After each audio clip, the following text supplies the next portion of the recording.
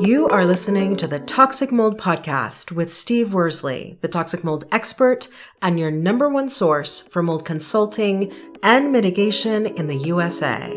Let's dive into a brand new episode. Before we get started on this episode, here's a not so short disclaimer. While all attempts have been made to verify the content provided in this podcast, neither the podcaster or the producers assume any responsibility for errors, omissions, or alternative interpretations of the issues discussed here.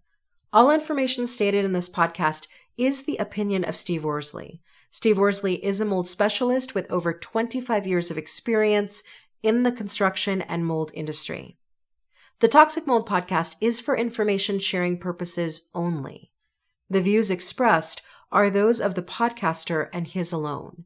These views should not be taken as expert instruction or commands. While there may be references to medical conditions and symptoms, all podcast episodes are the opinion of Steve Worsley, and any medical questions or concerns shall be addressed with the appropriate licensed medical professional or professionals. As the podcaster refers to different mold types, please be aware that Steve Worsley is not a microbiologist, and questions concerning mold specifics should be answered by the appropriate professional. Steve isn't, nor does he offer any legal advice. For any legal advice, you must speak with a lawyer. The listener is 100% responsible for his or her own actions. You can check out Steve's books on Amazon. Just go to Amazon and search for author Steve Worsley. You can also take Steve's courses on Udemy or Skillshare, and you can find out more about those at cnccontractorservices.com. Now, let's get to the episode. Hello, you're listening to the Toxic Mold Podcast with myself, Steve Worsley, and we have my wife, Cassandra. How are you? Good. How's it going? Just another day in paradise. Living the dream. I'm sure our listeners are like, that's what you say every week, Steve. It is, but that's what I always say. So today is an interesting subject. It's something I just dealt with recently, and it is, can your shower pan cause toxic mold? Do you know what a shower pan is? Not really. What is a shower pan? So it's the area, it's like the floor of your shower. Some people will describe it as what's underneath it as far as waterproofing, but more or less, it's the floor of your shower. Okay. That should be waterproof. Okay. So the reason that we're talking about it is I have a client that we were just doing remediation on. She did what's called an ERMI test, which our listeners probably know what that is. They know how I feel about it. But she did an ERMI test and something came back that was a bit alarming. And I can't remember for sure because this was, I think, literally in August when I did the initial inspection. Anyhow, she called. She wanted a mold inspection, some additional testing. We went there, did the inspection. Very, very nice home, very expensive home. We didn't really see anything alarming. So we did some air testing, and in one of the bedrooms, it didn't look good. And I assumed that it was the shower above it, which is the master bath. The whole second level's a master suite. For those, I guess they call it primary now. But anyhow, we weren't quite sure what the problem was. We knew that there was some remediation that needed to be done in another bathroom that was adjacent to this bedroom that came back concerning. So more or less, we gave a bid to do remediation and then some further investigations. Well, come to find out, the shower pan in the bathroom next to this bedroom had been leaking. As far as we know, it could have been leaking for 10 years. That's how old the home is. Wow.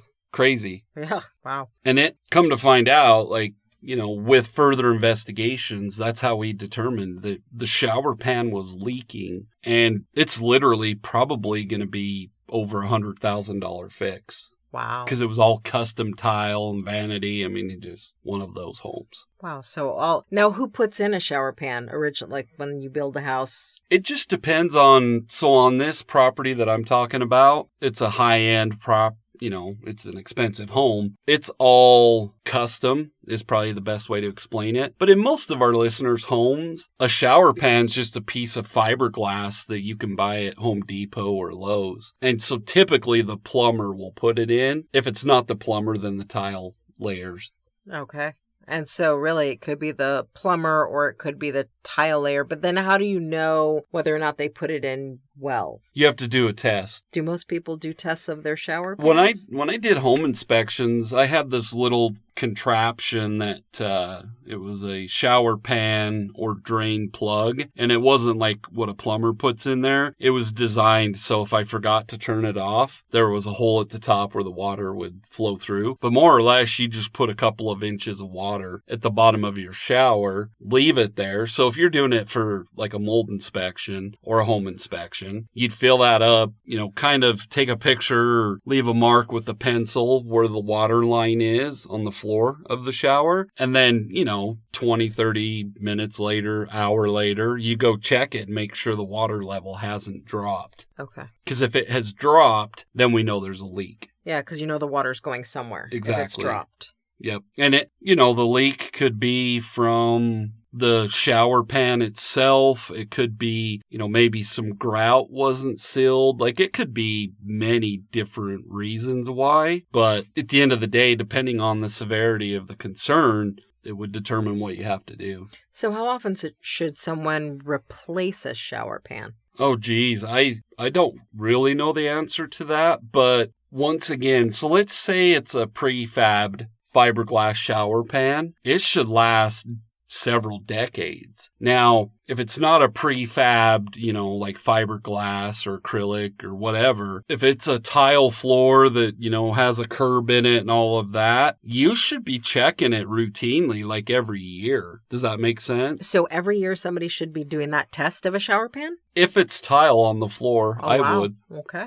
I probably think most people don't. Well, and once again, like if it's a normal, if you think about, for our listeners, if you think about the tub shower combos we have these days, there's a one piece, there's a 3-piece, back in the day, in the old days, in the 50s, that's when they put those old cast iron tubs in there. Mm-hmm.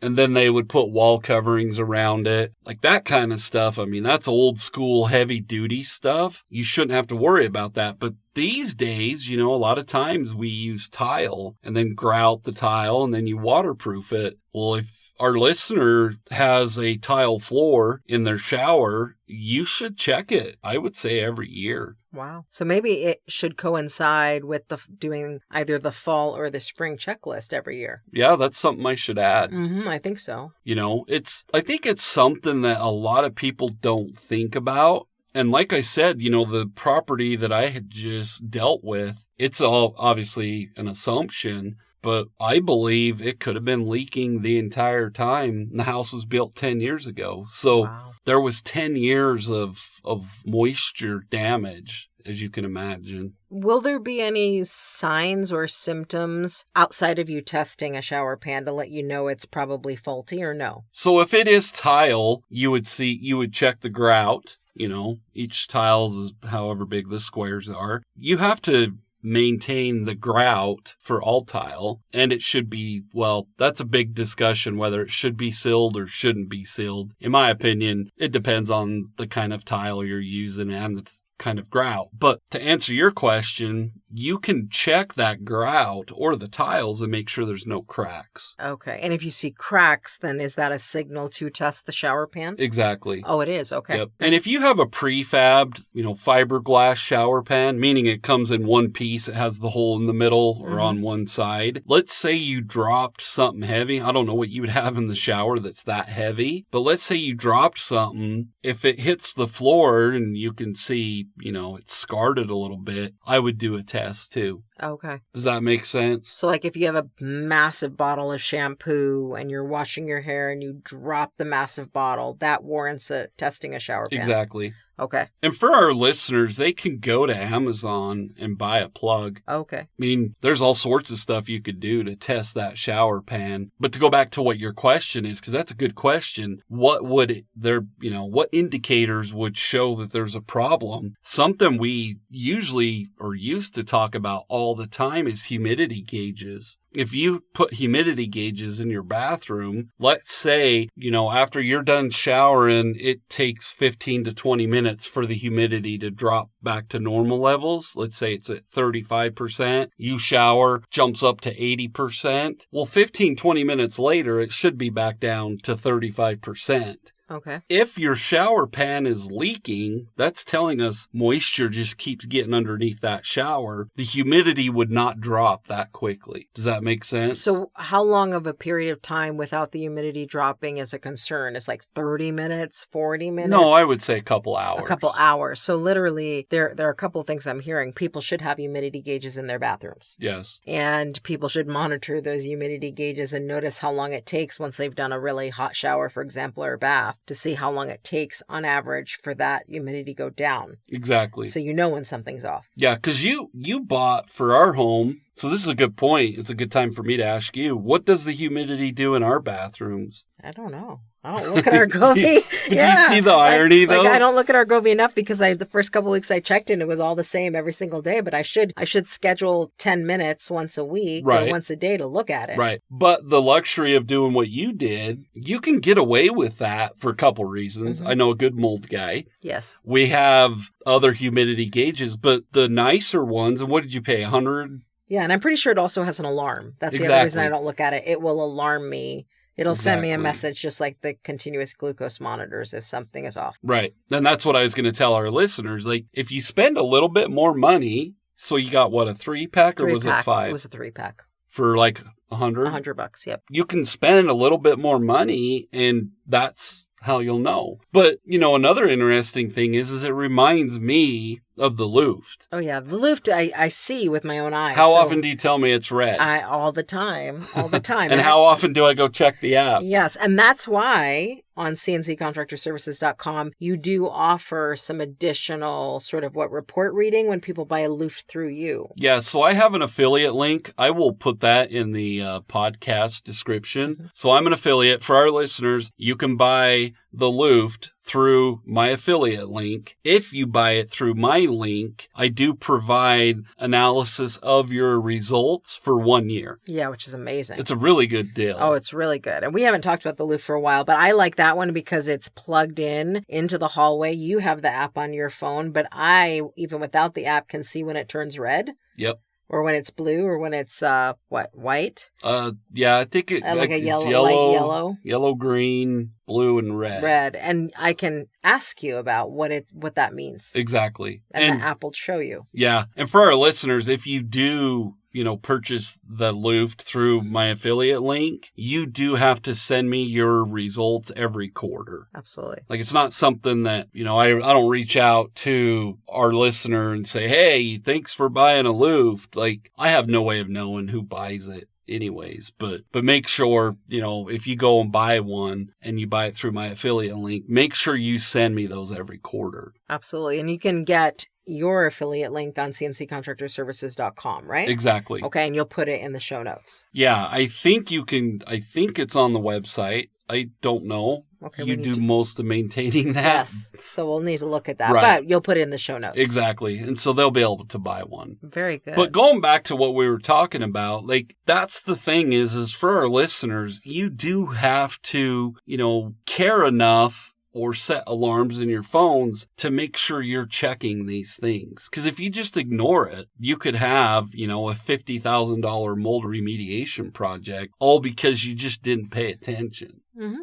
Which, what do they always say? An ounce of prevention is worth a pound of cure. Exactly. And, like for the scenario I was talking about, the reason it wasn't caught for so long, it has a concrete floor. It's a slab on grade. So more or less, there was, I'm not going to get into all of it, but they had radiant floor heat. So they had like a false floor, and then they had foam, and then another sheet of OSB, and then it was concrete. And so, and I'm explaining this because our listeners are probably like, well, how could you not see that for 10 years? The water, there was nothing below it where we could see. There was no crawl space or anything. Well, and water, like you always say, is one of the most destructive elements because water will always find a way. Exactly. It follows the path of least resistance. And, with this specific project, what was interesting is the more we took out as far as building components, the worse it was getting. There was so much water damage. It looked like it was black, like almost like it was from a fire. It was crazy. Oh, that is crazy. Yeah. That's so crazy. What's your call to action for people? Test, like we just talked about, test your shower pan of your tub or your shower as soon as we're done with this episode. There you go.